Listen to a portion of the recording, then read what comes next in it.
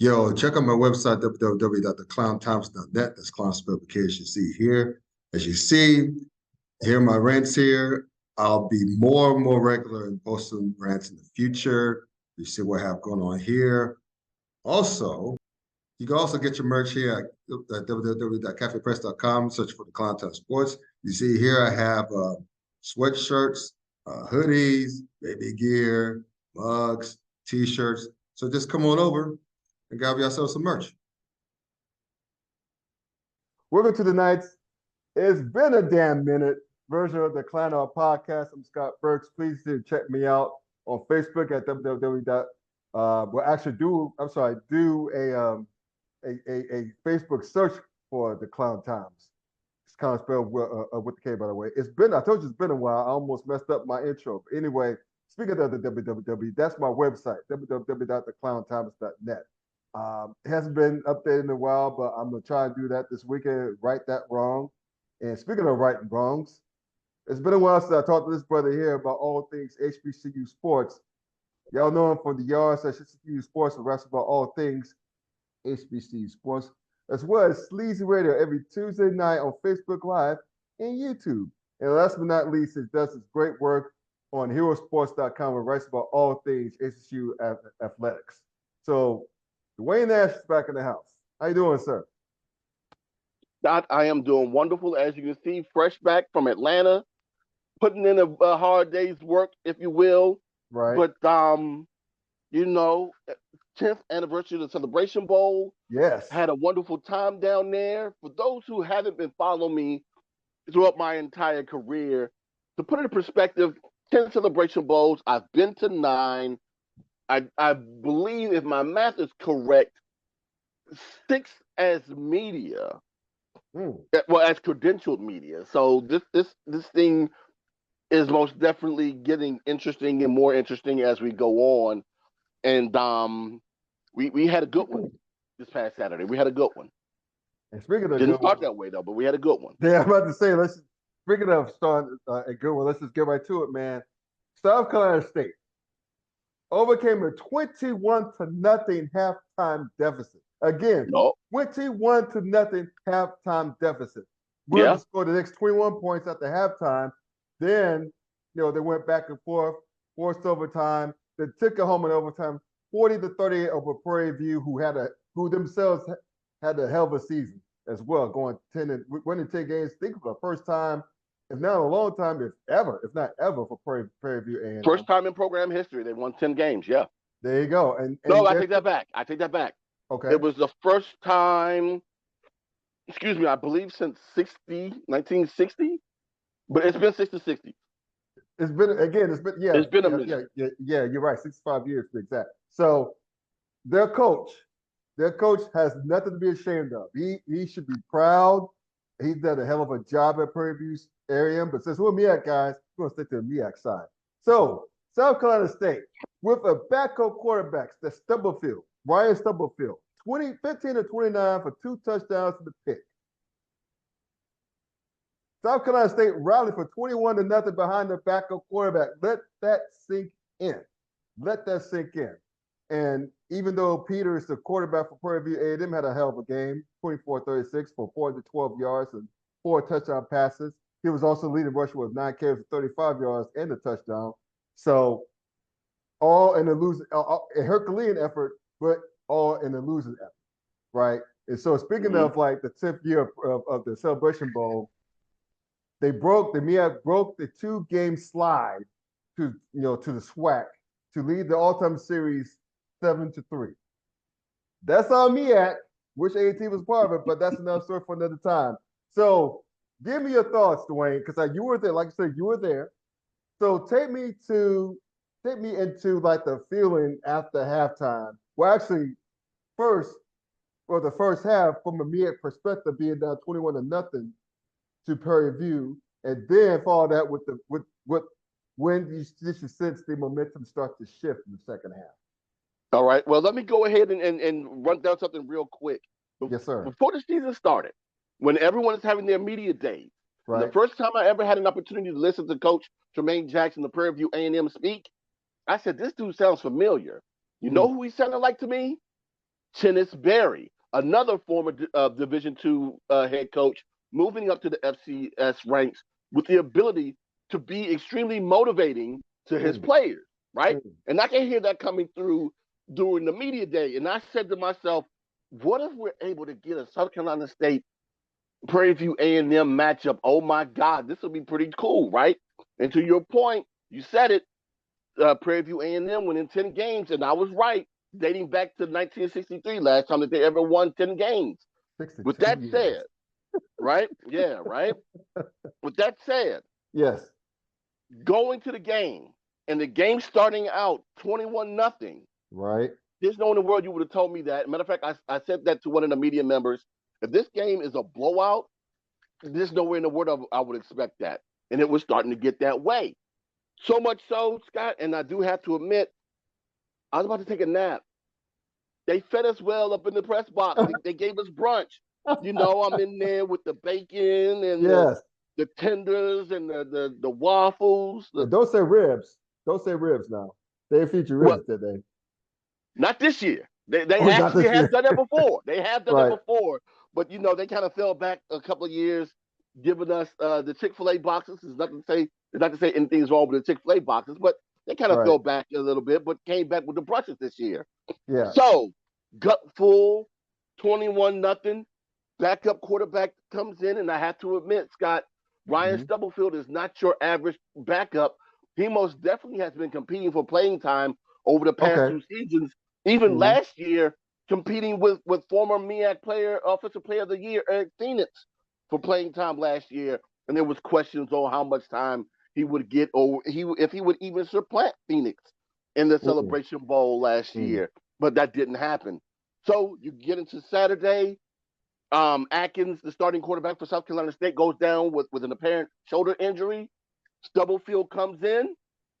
They're down 21-0 in the second quarter, and we're like, uh-oh. Is this getting out of hand? Is this going to get out of hand? Right. And tweets were starting to go out. Shouts out to the homie Luke Williams that posted up after 6 quarters. South Carolina State had been outscored 42-7 in 6 quarters of playing in the Celebration Bowl. And we're thinking this might be an issue for them. Matter of fact, I noticed and brought it up to Coach Berry in the post game. South Carolina State hadn't been down at the half since playing North Carolina A&T and A&T's homecoming this year. Now, there have been times where they've been down 21 points, but they hadn't been shut. I'm sorry, not just down, but shut out. That was the first time they'd been shut out. Well, that was the last time they'd been shut out this season, playing against A&T. But you asked the question, Scott. When did the game turn around? Yes, because it was bad for a minute. It most definitely was bad, right? And when this play happened, I questioned if it was going to be the turning point, but wasn't fully sure until next thing you know, South Carolina State scores 21 unanswered. So I had to ask Coach Berry, hey, was that fumble recovery in the third quarter the turning point for your team? He said yes. As a matter of fact, if you can go back and remember that play, Scott, it looked like it was going to be a trick reverse play. They got cute. Prairie View got cute. I do remember that well. It was in the round. Yes. And it was a strip fumble, which led to a quick touchdown for South Carolina State. At that point in time, according to Coach Berry, that was the moment that they felt as though they were able to get their foot in the door. Right. And if they were capable of making plays and slowing down Prairie View's offense, which they did, and able to score points, which they did, they would turn this thing around. Now, I don't like saying that a play is the reason why a team loses a game, because, of course, there are other questionable things that happen in the game as well. But that play at that moment is kind of what turned it around for the Bulldogs. And the thing is, the next, South Carolina State's next touchdown came off of another turnover because they only took 2 plays, 52 yards, if I'm not mistaken. So, it's funny how momentum works in football, especially college football. All it takes is just one play. All it takes is just one play. And I remember hearing the commentators of the game, and they were saying that, and I think was the color commentator. I keep forgetting the brother's name. He's a Howard grad. Jay Walker. Jay Walker. When they scored, South Carolina State scored that touchdown, get to 21-7. He said, something to the tune of, and I'm paraphrasing, you better watch out now. Prairie View A&M can't get too comfortable because they were back in it, down 2 scores. But it's something about scoring a quick touchdown, cutting the deficit to 2 scores instead of just being down 3 touchdowns. It's just something psychologically about that. And then when they scored the next quick touchdown in 2 plays, I'm like, oh shoot, this is a ball game. And then the next drive, they scored in 4 plays, took them only 49 yards. And yes, Prairie View A&M scored after that, but still, when you let a team like that in South Carolina State, who at that point being down 21-0, had nothing to lose, right? Had absolutely 0 to lose other than their pride that they were playing for. And you see them get on a roll like that, and you start to catch belief like that, man. I said to myself, as soon as they scored their second touchdown, South Carolina State, I'm like, oh, it's a ball game. And then when South Carolina State tied, I'm like, even though it was early in the third, like early in the second half, like kind of near the end of the fourth quarter, I'm like, it's almost a wrap. I would have been shocked if Prairie View would have if they would have held up and pulled it out, because South Carolina State, again, it's just that momentum, man. Yeah, it got to a point where once South Carolina State was capable of, especially if you missed it, you didn't see this, but once South Carolina State was able to tie the game up at 21, they were trading back scores at that point. That's right. And it was getting to a point where whoever had the ball last, if you didn't make a mistake with it, you could probably go ahead and win this thing. And let's not forget that Prairie View's kicker missed the kick. That had he made that in regulation, that's a situation that probably goes their way, and they end up walking away as champions at the end of the game. But man, back and forth. We get to actually the end of the fourth quarter with South Carolina State scoring with a pass from Stubblefield to Jordan Smith, who I thought should have been the offensive player of the game, but Stubblefield got it, and it's a toss-up depending upon how you saw the game. Even though I find it funny that everyone in the presser after the game asked about Jordan Smith, yet Stubblefield was the one that got offensive player of the game, but I'll digress on that. Yeah. But yes, it was a wonderful shootout game. It's been a while since we've had one of those at the Celebration Bowl. And for these 2 quality teams that have looked good throughout the entire season, it was great that it came down to those 2 teams playing this way. Just that one questionable play at the end of the game, man, is the one that kind of hurt it a little bit. Yeah. So one last thing about putting this bowl on this before I talk about the you know what? Screw it. I'm gonna talk. I'll bring it up, and we can lead into this. Okay. Just put a bowl on the 2025 HBCU college football season. What was the biggest thing, since we hadn't talked all season, right? What was the biggest thing that stuck out to you? Wow. If you could narrow down to maybe 1 or 2 things. Oddly enough, hold on. Excuse me. Coaching hires. If you want to be honest about it, coaching hires was the biggest thing.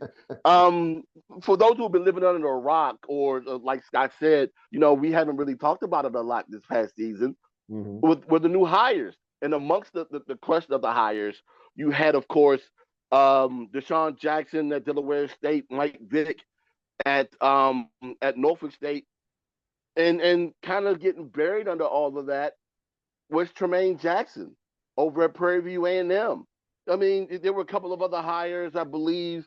Well, this was year 1. How did I forget about year 1 with your boy at A&T being the new head coach there? So yeah. look at me, I'm No, don't forgetting worry. names so quick. You'll be both. You know, I believe this was Sam Shade's first year, I believe, over at Alabama A&M. So yeah, there were several guys being brought in this year, but it like I said before, it's unfortunate, but I understand why, because you have names like Desean Jackson and Mike Vick coming over to the MEAC, that Tremaine Jackson, who actually coached Valdosta State to the Division II national championship game just last year, he gets lost in the sauce, and little was expected from them, and they come out winning the game and then end up looking extremely well throughout the entire year and going to Jackson and surprising the 2024 SWAC championship winner at home. Right. And actually going undefeated against SWAC opponents on the road. So yeah, coaching most definitely is the biggest thing that stands out to me this year. I think the second thing will be quarterback play. If you were talk about Walker Harris out of North Carolina Central, Cam Peters, who was at least 90% of the offense for Prairie View A&M in their last two games, to Stubblefield coming up big in a reserve role, to Andrew Body over at Alabama State that had a big year, and if he doesn't get hurt, they probably end up winning the SWAC East championship this year.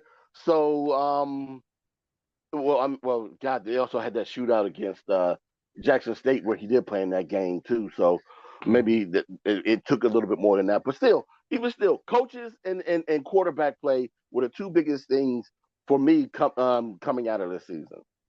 Well, speaking of coaches, I'm glad you like you said that, because we're going to segue to like the end of this podcast here. Talking about coaching, and I got one more coaching question after that, which I think you and I are about to we're going to touch on. Desean Jackson, Mike Vick.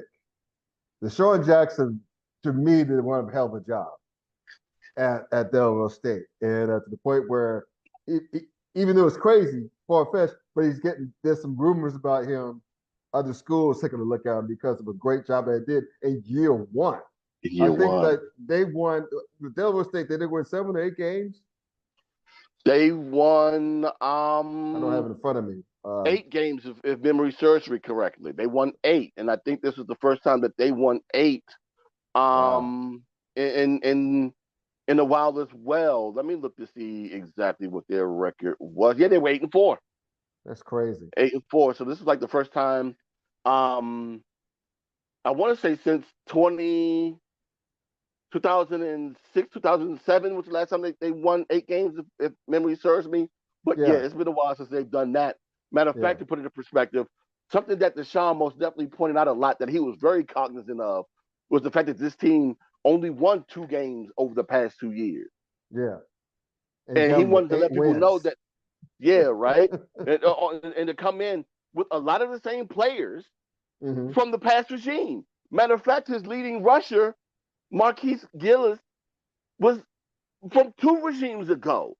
Matter of fact, to make it even that much more interesting, I remember talking to then head coach Rob Milstead at Delaware State. I believe it was 2021, I think it may have been, or 2019, it was 2021. That's what it was, 2021, when Gillis first came to Dover, and I asked him about his new running back, because his old one had transferred to Jackson State, and he said, Duane, this running back I got coming in as a freshman is going to be better than Wilkerson. And I said, wow, because Wilkerson went on and had a pretty good career, not only at Jackson State, but at Colorado as well. Yes. And this year, Gillis really got an opportunity to show that under Desean Jackson and running back coach Clinton Portis. So, for him to turn that team around as quickly as he did with the same pieces speaks volumes on why Desean Jackson most definitely should be looked at as the head coaching job elsewhere, especially if he doesn't decide to stay at Delaware, even though I would love to see year 2 of him in Dover, being able to get new players and being able to coach those guys up. Same thing with Mike Vick. Will he be able to get the guys in that he wants to get in under his likeness and be able to turn that program around as well? Did you just mention Clinton Portis as a running back coach? Did I hear that Clinton Portis? Yes, that Clinton Portis. Yes, Mr. Sheriff's going to get you. Mr. Southeast Jerome. Mr. I can't think of all the old nicknames, but yes, CP 26 is the running backs coach over in Dover. Yeah. You know what? People don't realize this, but he was a former analyst for the ACC network. Oh wow, that I didn't know. Like the first year. Actually, it was when they had a digital on the YouTube side on the ACC digital network. He was an analyst for that, like for like a couple of years or so. So that's interesting, man. He's back on his feet, so to speak. So that's good. And one last thing, team, they had top 5 running game in the nation. And before I have a random thought in my head, I'm gonna keep it short, but one final coaching note. Marshall Faulk. As what Chris Berman used to say on highlights on NFL primetime. Marshall Faulk, right? Yeah. Head coach, Southern University, leaving Coach Prime's staff at Colorado where he was a running backs coach. Coming in with a bit of fanfare. He also said, like Eddie George, that he wouldn't plan on coaching until he saw Prime. And so now they're both he and Eddie George are on to a bigger thing. So, what's your thoughts on Marshall Faulk, albeit with experience this time, unlike the other guys, coaching like becoming the head coach at a story program in the SWAC at Southern University? He's a hometown kid. I mean, he's a homestead kid. He's a Louisiana guy. So that should help him. He has a Hall of Famer that should give him some immediate cred.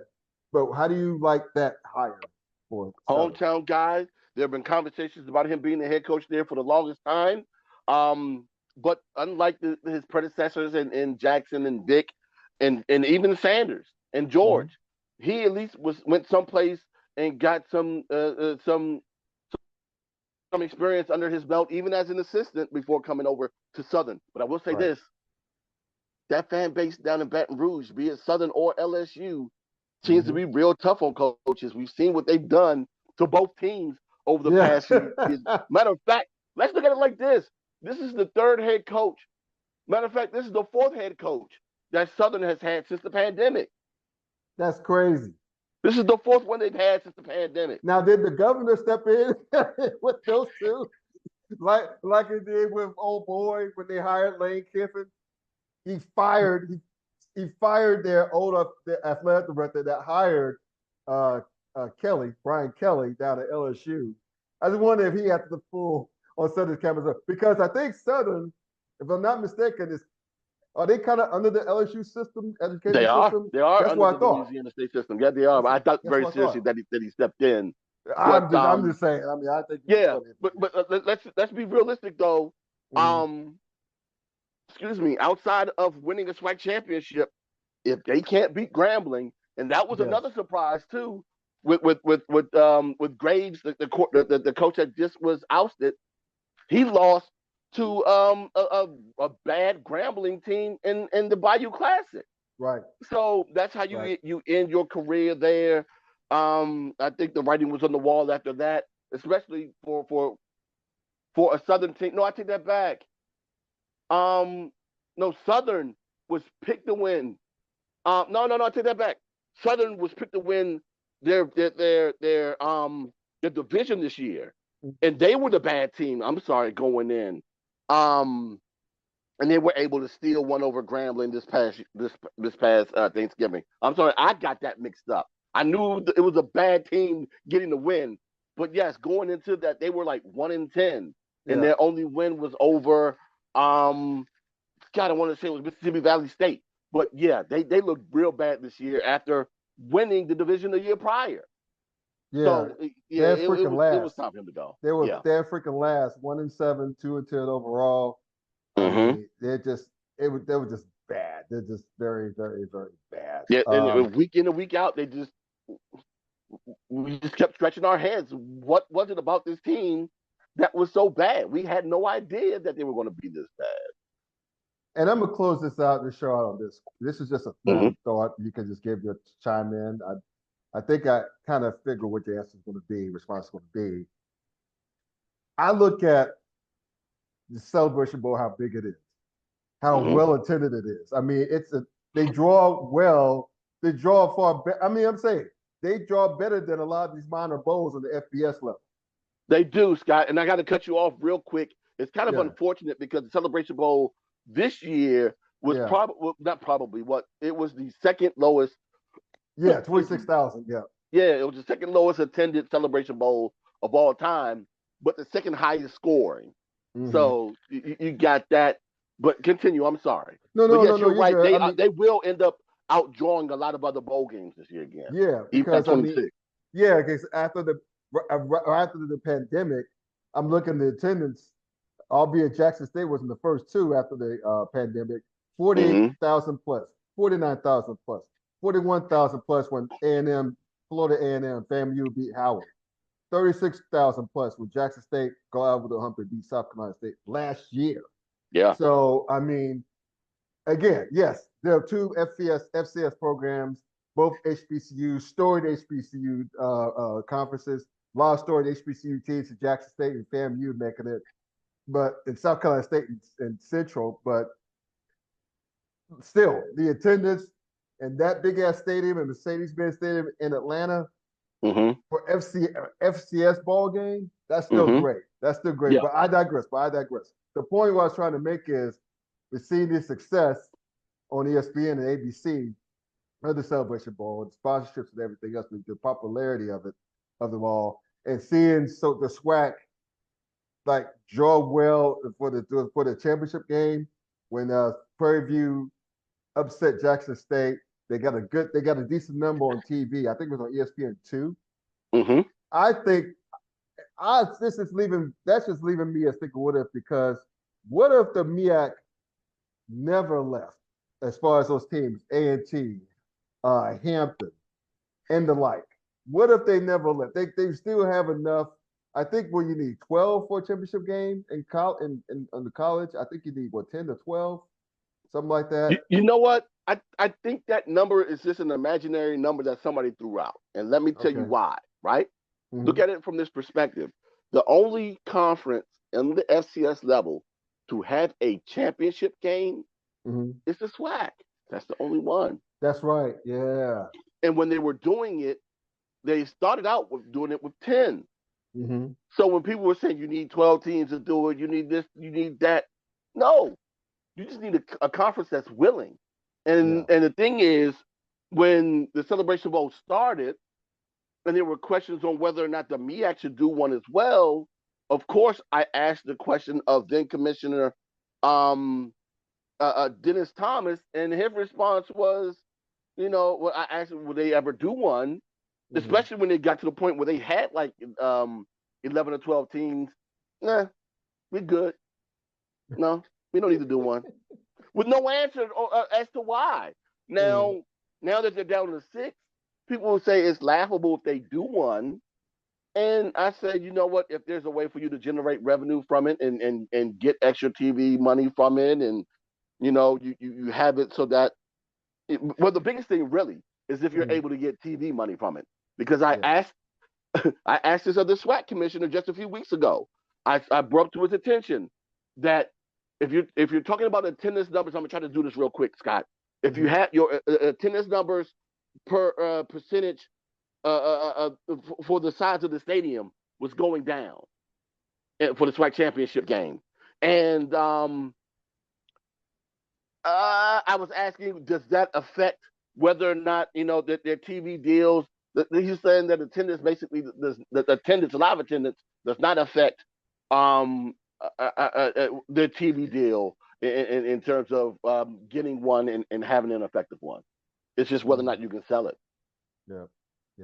So where would they find your great work that you keep doing each and every year for HBCU athletics? Where can I find you? Well, Scott, we're in the midst of a name change. Uh-oh.